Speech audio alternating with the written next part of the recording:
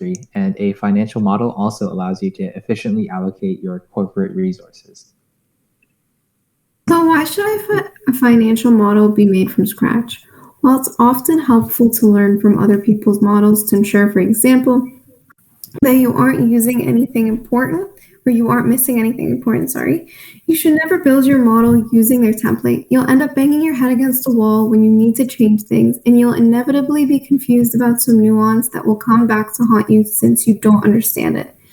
In other words, while you may think that a template will help you save time, what you're actually doing is acquiring technical depth that will end up costing you more time in the long run. Plus, it's critical to understand every column, row, cell, and tab in your spreadsheet for two key reasons. It'll help you better manage your business, and when the time comes to explain it to an investor, you'll be able to explain it exactly how it works and increase your odds of landing funding instead of just copying someone else's work. So, what are the components of a solid financial model? Since most people are using the financial model to communicate projections to investors, it is critical that you speak in the investor's language, and they are used to having financials in Excel. So, Google Sheets is convenient for making changes and having multiple people for editing, but sending an investor model in Google Sheets signals that you are not financially savvy. So, investors are also used to seeing three standard statements in an income statement, a balance sheet, and a statement of cash flow. Each of these is more credible if it has both the past performance and the future projections in the same spreadsheet. So this would be just easier for the investors to kind of compare like what your past is to like what your future is going to look like and how profitable your company is going to be. And your spreadsheet should contain a tab for these outputs along with an assumptions tab and custom detail tabs needed to help calculate the main outputs.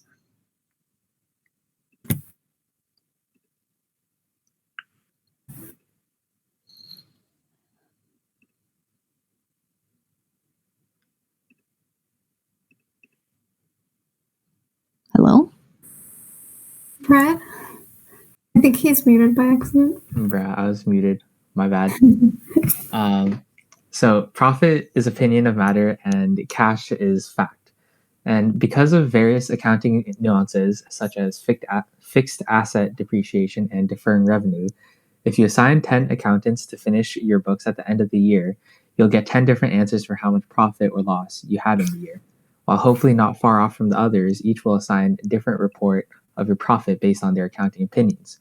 However, the balance of your bank account is a specific number to point at. It's a fact that your 10 accountants should all agree on. Therefore, it's important to remember that your financial model will have your own opinions baked in regarding your profit. This means that examining your cash flow carefully as you fine tune your business assumptions is critical.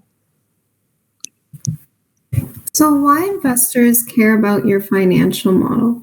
So, having a solid financial model is a significant step in communicating to investors that you are a logical thinker with a defensible plan and clearly understand your business and the levers that drive it. Nobody expects your model to be perfect, but if we look critically at it, we can better understand the drivers of the business and what we need to do to focus on to reduce risk. Keep in mind that investors are looking for the big home runs, but they are also looking at reducing their risk. Their model can help them get comfortable with the risk and also see how much potential of risk your company or business has. So next we will be talking about the assumptions tab. So what is the assumptions tab? The assumptions tab should be the first tab within your spreadsheet and contain variables that will be referenced from other tabs. It is the only place you should ever type a number into is an assumption cell. Every other cell is a calculation based on the assumptions. The types of assumptions you'll want to define are unique for your business types, and most commonly they are related to expected revenue from each product or service you sell, expected costs, initial investment dollars in the bank, etc.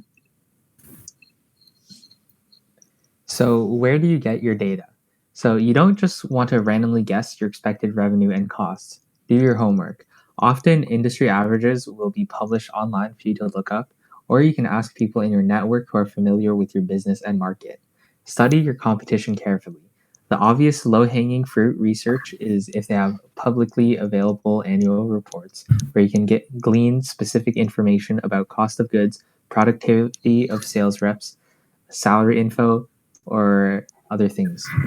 But even if the data isn't directly public, very often helpful numbers are posted in blogs or articles online. But be careful, just because you find out that a large company spends 12% of its annual revenue in marketing does not mean that this is the right ratio for you. Most startups spend money in marketing long before they have any revenue, and this is how they intend to get their revenue in the first place.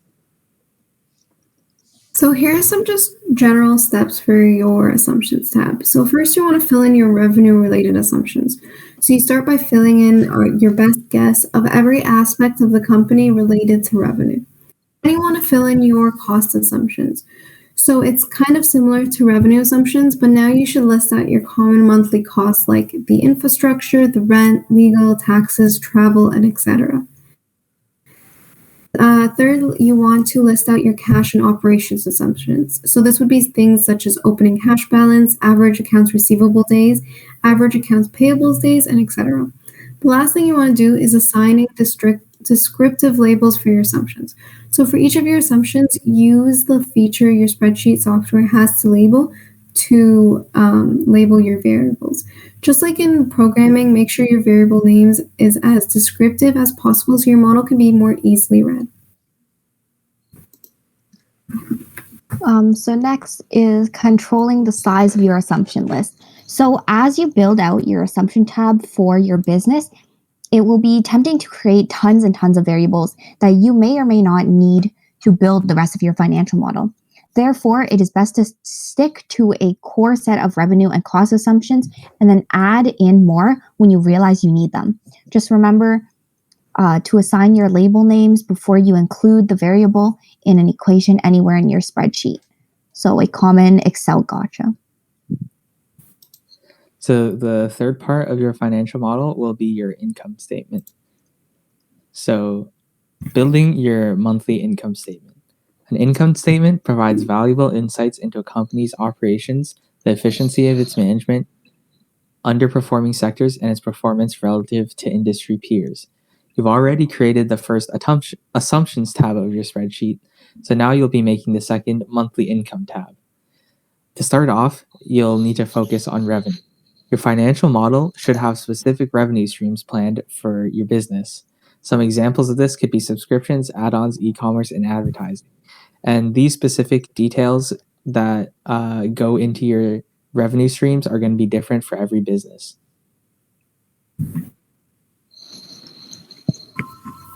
So next is the balance sheet. So we talked a lot about balance sheets, and I'm sure you all know what consists of it, but investors also want to see the ratio between your assets and liabilities. So if that's a healthy ratio or not. It also includes the owner's equity or the shareholder's equity of the company on that specific date.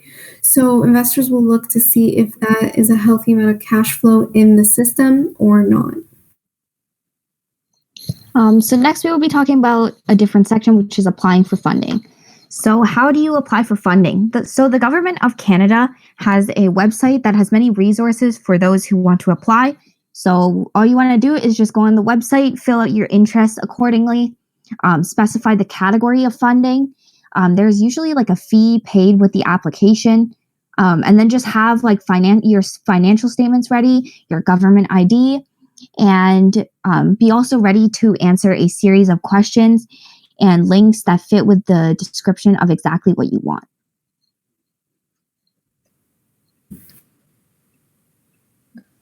So here is just a page, and this page will take you to multiple resources and links where you can contact people for funding. And here are just some other resources. So we have Canada Startups, and this is a website with multiple resources, not just for funding, but also for budget calculators. And then we have MentorWorks. This is a list of all funding sources all over Canada, and it's separated by regions and categories. There's Canada Council. This focuses on art-related businesses.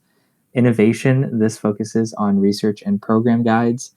And Express Business. This is dedicated in helping other businesses. So now we're going to focus on like the important parts that consist in your funding application. So when applying to funding, you want to focus on your application on the funder's priorities. So for example, imagine your group runs a dance project for local people. So if you're applying to a funder that prioritizes projects which help people keep fit and healthy, focus on the fact that dance is a good exercise. But if you are applying to a funder that prioritizes projects which promotes arts, music, and activities, focus on the art and music element of dancing. So have a specific goal in mind that is shown to the investors and what they prioritize. So always have that research ready when you're applying. So when you're applying, provide evidence that your work is needed. So what you want to do is you want to show the investors that your work or your project is important and relevant to the general public. You want to provide evidence or statistics of your customers and their successes and how they benefit from your business or products. And you want to make sure that your responses are not just story-based, but you also have a lot of statistics to back yourself up. So another thing you want to keep in mind is don't apply to more than one funder association at a time.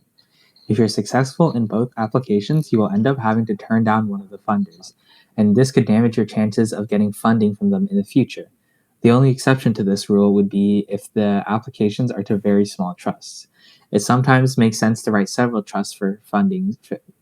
It sometimes makes sense to write to several trusts for funding for the same costs, as each one may only be able to cover a small portion of the total cost. So how do you maximize your funding? So launch a crowdfunding campaign. Crowdfunding gives you the opportunity to connect with like-minded people who you wouldn't normally be able to engage. So your video pitch, which is something that you can do, must show the value of your product, the need it serves, and why you require support. Having a good website and doing PR outreach helps as well. And a lot of small businesses started out by using crowdfunding to help get started, because you'd be surprised how many people might have the same interests or the same passions as you, so they might be willing to invest in something like that. So next, for applying for a loan. So according to the Small Business Administration, the SBA, almost 75% of financing for new firms comes from business loans, credit cards, and lines of credit. So some criteria you need to have to apply for some of these is that your business has to be 2 years or more, like older than 2 years. The business has to have a strong annual revenue. So that would be typically at least $100,000. And you also have to have good credit. So like a score above a 640. So all of these criteria basically just means that they want to see if your company is profitable enough to return what they're loaning to you in the future. And so if you have outstanding invoices, you should opt for an invoicing financing to make the money faster. Or if you need cash for machinery, tech devices, office furniture, or something similar, you should consider equipment financing. So in order to get a loan, you'll need a few documents. So here are just some of the documents that you need. So the SBA loan application, this is the first thing you'll have to complete to process your request. You'll need a personal background and financial statement. You'll need your business financial statements. These are like profit loss statements and projected financial statements. You'll need a list of ownership and affiliates. This will include the list of names and addresses of any subsidiaries as well as affiliates. You'll need your business certificate or license. This is your original business license or certificate of doing business. And you'll need your loan application history. You should include any records of any loans you may have applied for in the past. You'll need your income tax returns. You'll need resumes. You'll need a business overview and history, and you'll need a business lease. So now that you've got your funding, now what? Well, invest in good employees. If someone walks through the door who's a perfect fit and has the skills you're looking for, then it's probably a good idea to dish out the money for their high salary. But it doesn't matter how much or how little a team member costs for their salary if you don't have it. If you don't have the money, don't hire at this time. It'll cost you more to train and lose staff than it will to invest in and hire the right ones from the start. You will never regret your decision when business is flowing and you're hitting your numbers and you have those trusted employees that help your business strive without having to like waste money on new ones. So you also want to work from a budget. So now that you have the funding, you don't just want to spend all your money without a plan. You want to create a budget. So just to help you like manage your money and not spend it too quickly, you want to make sure you and everyone in your office are following strict budgets where all the finances are laid out. And you want to follow a plan accordingly so you never regret that decision of spending that extra dollar and having no place to get that dollar back. Another thing you'll want to do is to prepare an emergency budget. You never know what's going to pop up when you're managing a business. And for example, how many people would have thought that the COVID-19 pandemic would happen beforehand? No one. Businesses who have an emergency fund at this time will be able to survive better and keep their business alive. Having that extra cash set aside for the business will allow your business some safety when it comes to unexpected circumstances like a profit lost that year, etc. Save up some extra money, and the habit of saving money is one that is important in your business just as much as it is important in your personal life. So you also want to look at getting a chief financial officer. So one of the best ways to manage money is through a CFO. But if you can't afford one, hire an accountant or an experienced professional who can help you manage your finances. They will alert you of any areas where your cash flow needs special attention. And as the owner of your company or business, you will most likely be too busy to keep track of your finances every second of the day. So instead of just guessing or leaving it, hire someone who will do that for you, and you will save a lot of money, even though it may feel like you're paying a lot now. In the end, it will be a lot of more money saved, and potentially your business can be saved because of it. So thank you for listening to our presentation. Does anyone have any questions?